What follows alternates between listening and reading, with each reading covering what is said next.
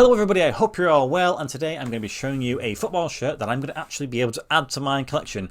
I feel like over the past few weeks or so I've not really been adding as many shirts to my collection. The backlog that I had has kind of dwindled down to not very many, but I do have some shirts on the way. Some of those I can't really add it to my collection proper. They're shirts that I'm going to be wearing sort of like this, but I do have some really nice ones. One of them, which I just actually literally found out about, is a really special shirt. It's exceptionally rare. You've never seen it from this country, possibly.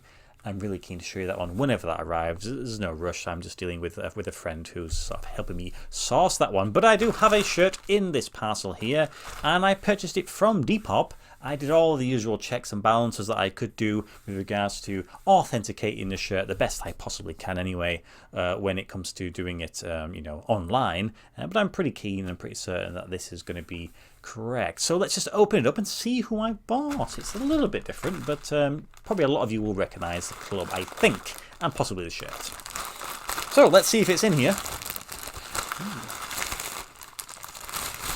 So the parcel itself is a ProDirect soccer bag.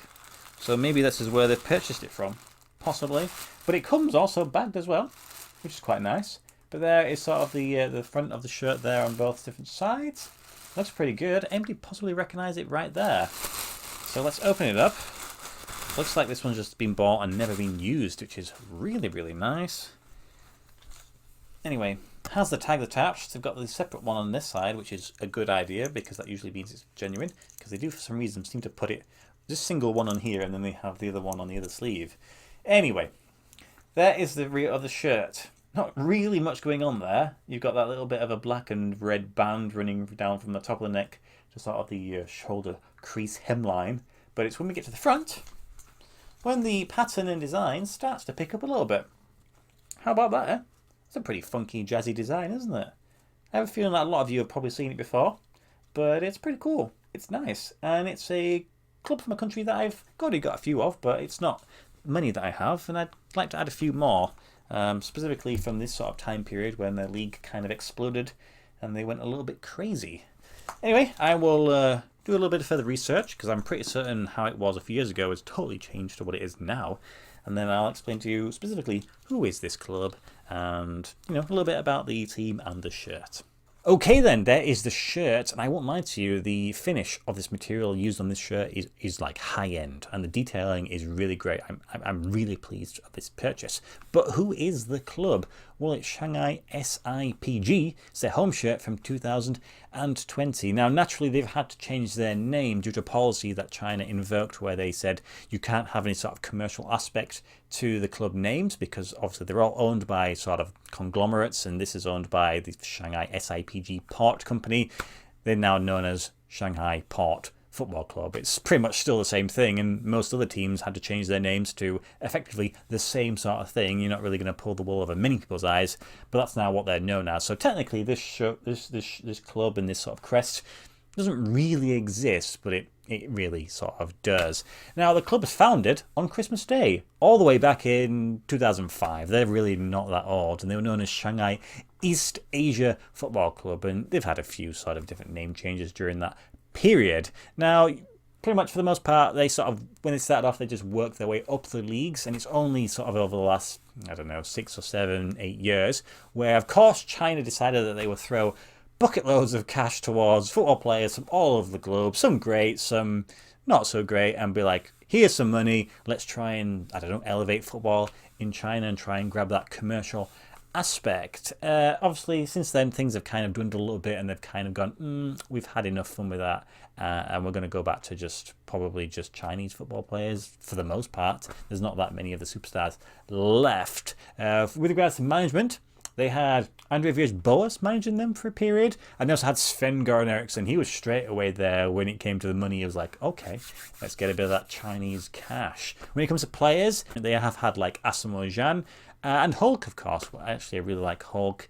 One of those players where you just feel like, I wish he'd have come to Chelsea. Don't go and waste your sort of premium prime years all the way in China. But I suppose, for that level of money, I think I'd be very difficult to turn that down Also, with regards to other staff members, they actually, for the older maybe viewers of these videos, have Ian Walker, the ex-Leicester goalkeeper, I suppose England goalkeeper to an extent. He's one of their goalkeeping coaches, and he's been out there for quite some time. So I thought it was quite interesting when I saw that on Wikipedia.